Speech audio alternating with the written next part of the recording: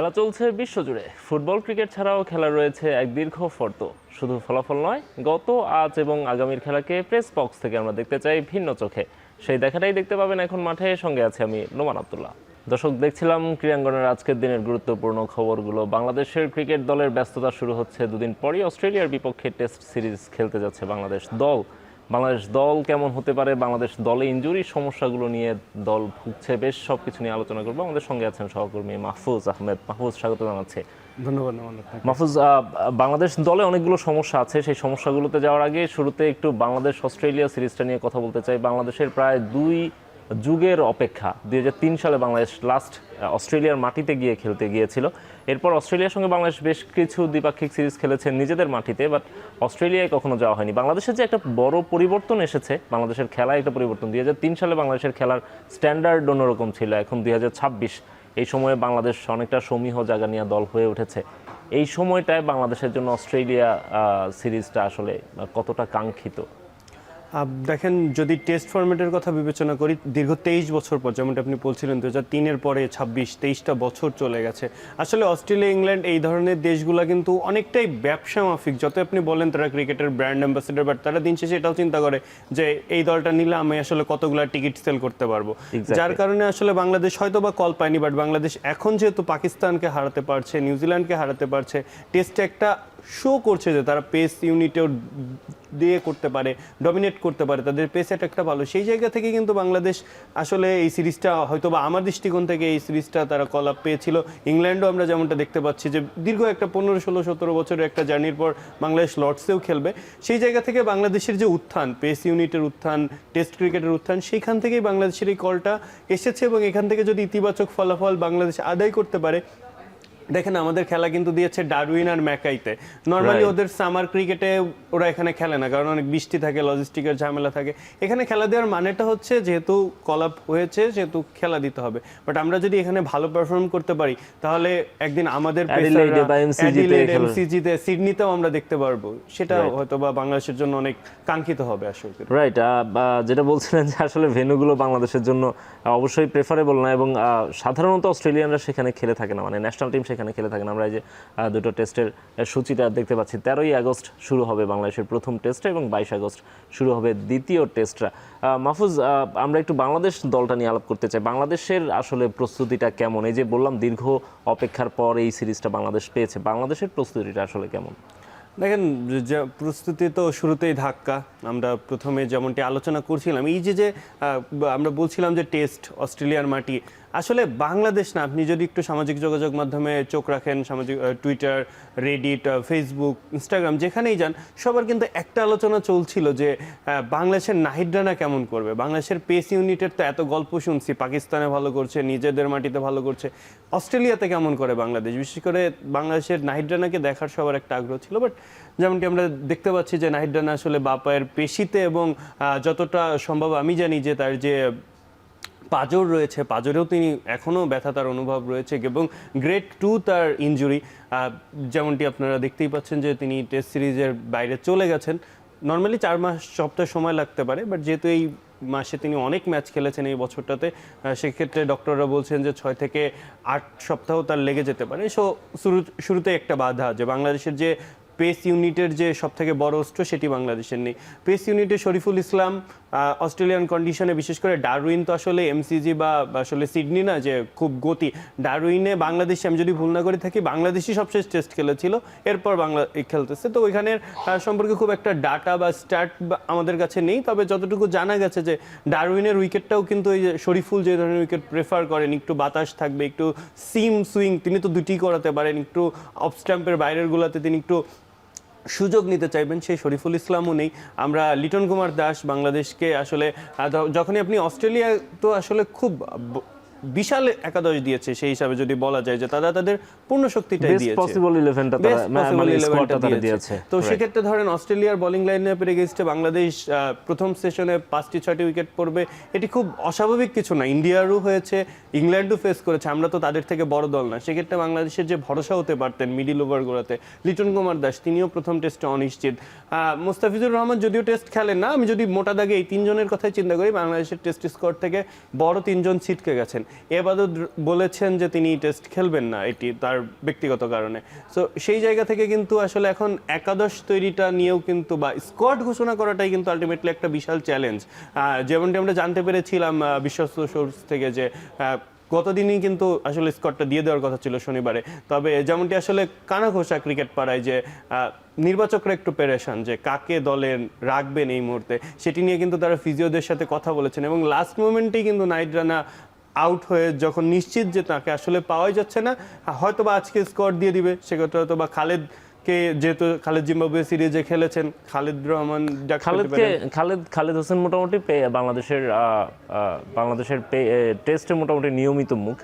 আমরা যে কজন নিয়মিত মুখ দেখে থাকি, আপনি দেখবেন যে তাসকিন মোটামুটি রেগুলার বা মাঝে মধ্যে মিস্ত্রি হলেও টেস্ট খেলে থাকেন। আপনি দেখবেন যে নাহিদ রানা ইদানিং রেগুলার টেস্ট খেলছেন, আপনি দেখবেন খালেদ আহমেদ রেগুলার টেস্ট খেলছেন, এবং আপনি দেখবেন যে হচ্ছে হাসান মাহমুদ রেগুলার টেস্ট খেলে থাকছেন। সো হাসান মাহমুদের এর মধ্যে কাউন্টি ক্রিকেট খেলার অভিজ্ঞতাও হয়েছে। তারপরও নিশ্চয়ই নাহিদ রানা এবং শরীফুলের মতো দুজন কিছুটা অভিজ্ঞ প্লেয়ার এবং কনসিস্টেন্ট পারফর্ম করছেন, যারা কনসিস্টেন্সি সহ, তাদের জন্য আসলে তাদেরকে হারানো একটা বড় ধাক্কা তো অবশ্যই হবে। অবশ্যই, মানে আসলে বাংলাদেশ তো বটেই, অস্ট্রেলিয়ান যারা ক্রিকেট ফ্যান, অস্ট্রেলিয়ানদের বা ইংল্যান্ডদের একটা জিনিস সবসময় ভালো লাগে, ওরা প্রতিপক্ষের যেটা বেস্ট ওরা অকপটে স্বীকার করতে পারে, প্রতিপক্ষের মেরিটকে ওরা সম্মান জানাতে পারে। আমি খুব মানে নিজে তো হতাশ, তবু ওদের হতাশাটা দেখে আরও বেশি খারাপ লাগছে যে ওরাও বলছে যে নাহিদ রানা যেমনটা গতি, নাহিদের গতির সাথে হাসান মাহমুদের কাউন্টি খেলার অভিজ্ঞতা, হাসান মাহমুদ তো দুর্দান্ত সুইঙ্গার বলার, তো নাহিদ এবং হাসান মাহমুদ জুটিটা দেখতে না পারার আক্ষেপ আফসোস দুটাই থাকবে।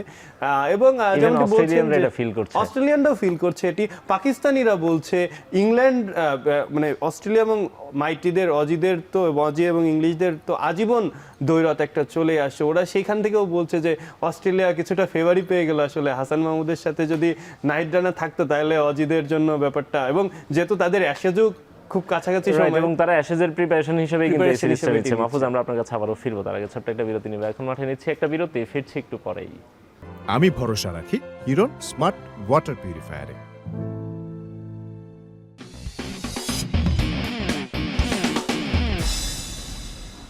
বিরতির পর ফিরে এলাম, আপনারা দেখছেন এখন মাঠে।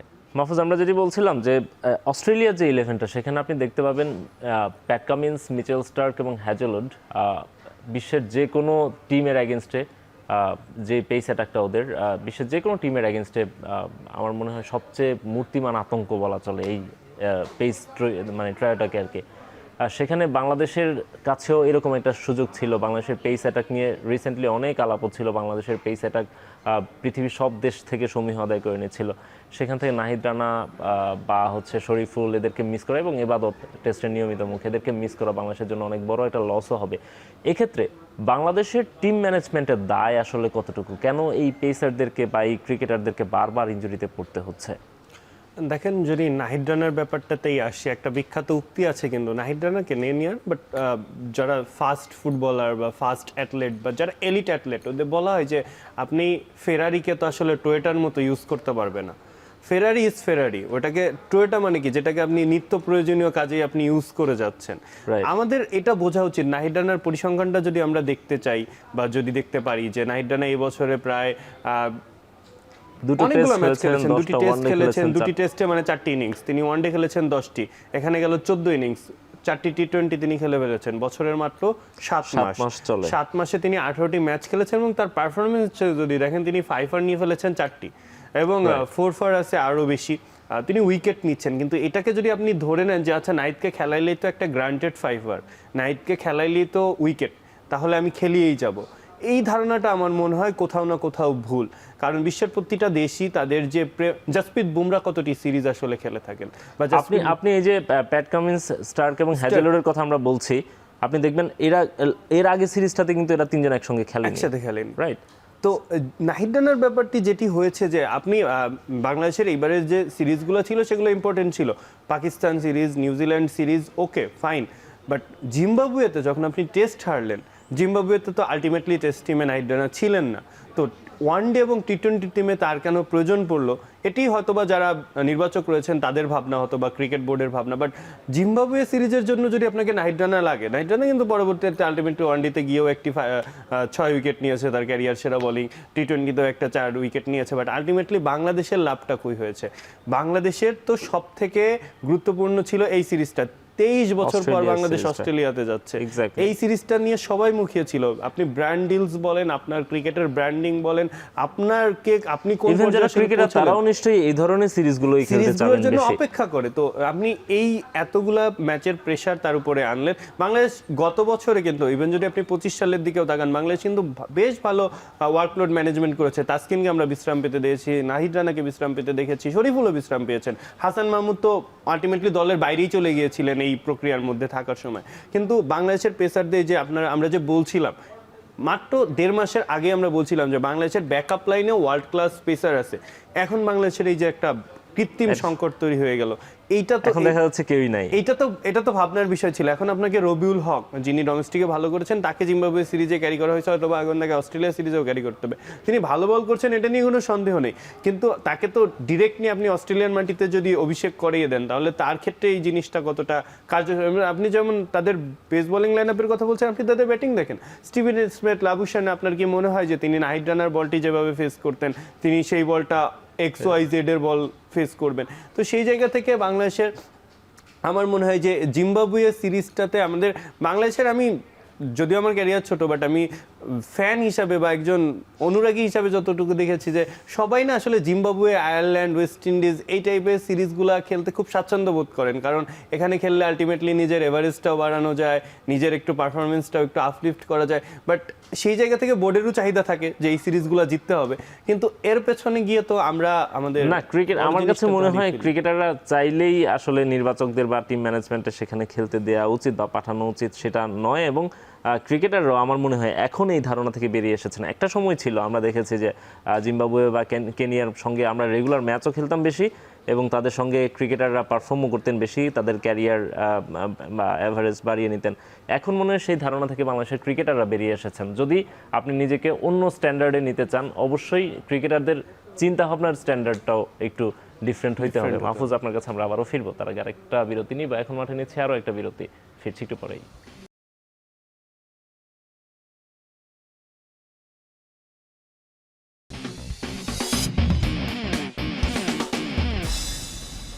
বিরতির পর ফিরে এলাম আরও একবার, আপনারা দেখছেন এখন মাঠে। ক্রিকেট নিয়ে আলোচনা করছিলাম, সহকর্মী মাহফুজ আহমেদ আছেন সঙ্গে। মাহফুজ, বাংলাদেশকে কিন্তু এবছর আরও অনেকগুলো সিরিজ খেলতে হবে এবং গুরুত্বপূর্ণ সিরিজ খেলতে হবে। টেস্ট চ্যাম্পিয়নশিপের সিরিজ অস্ট্রেলিয়ারটা এবং সাউথ আফ্রিকার সঙ্গে বাংলাদেশের পূর্ণাঙ্গ সিরিজ আছে, মাঝখানে আবার ভারতের আসার কথা, অর্থাৎ 3টা বড় দলের এগেনস্টে বাংলাদেশ খেলবে।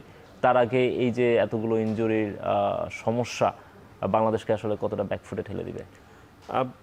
ব্যাকফুটে তো অবশ্যই, কারণ হচ্ছে কি আপনি যত ভালো পারফরমেন্সেই থাকেন, আপনি যদি একটা গ্যাপে চলে যান, আপনি যে কোনো প্রফেশনেই থাকতে পারেন, আপনি যখন একটা কন্টিনিউয়াস প্রসেসের মধ্যে যান, আপনার যেমন গ্রোথটা বাড়ে, তেমন আপনি একটা আসলে ওই ধারাবাহিকতার মধ্যে চলে আসেন যে আচ্ছা এটার তো এটা, এটার পরে এইটা, এইভাবে এইভাবে আপনি আপনার ডটগুলোকে কানেক্ট করতে পারেন। বাট যখন আপনি ওইখান থেকে ওই লাইন থেকে একটু সরে যান, তখন কিন্তু আপনাকে নতুন করে এসে আবার কিন্তু অ্যাডজাস্ট করতে সময় হয়।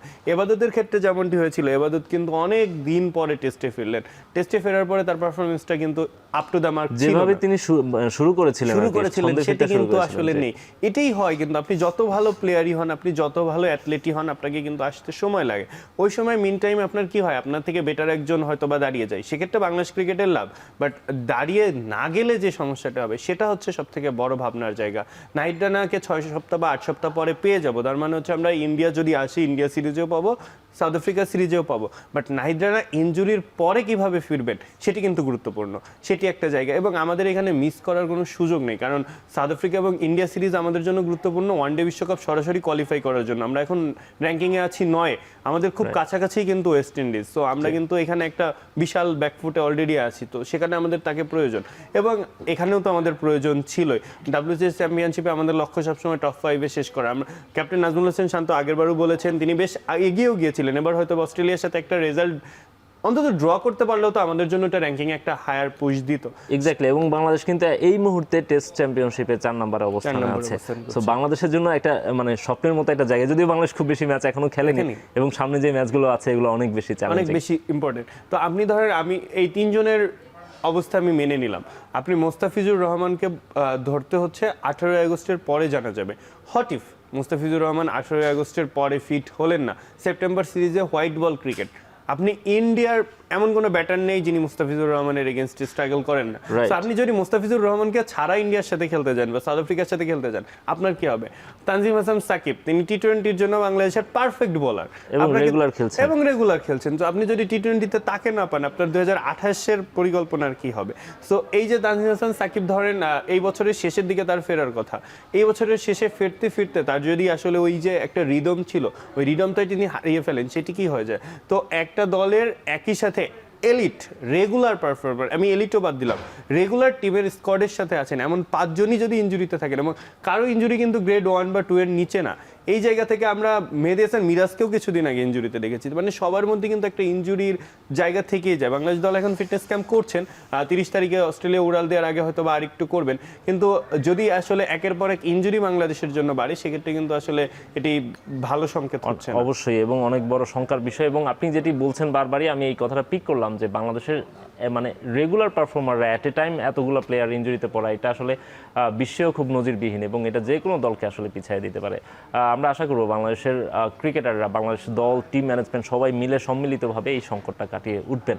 মাহফুজ, আপনাকে অসংখ্য ধন্যবাদ আমাদেরকে স্টুডিওতে সময় দেওয়ার জন্য। ধন্যবাদ। শেষ করবো এখন মাঠের আজকের আয়োজন। এখন টেলিভিশন ওয়েবসাইটে দেখতে ভিজিট করুন www.ekhon.tv, এছাড়া ফেসবুকে দেখুন facebook.com/tv.ekhon, ইউটিউবে দেখুন youtube.com/c/ekhon tv।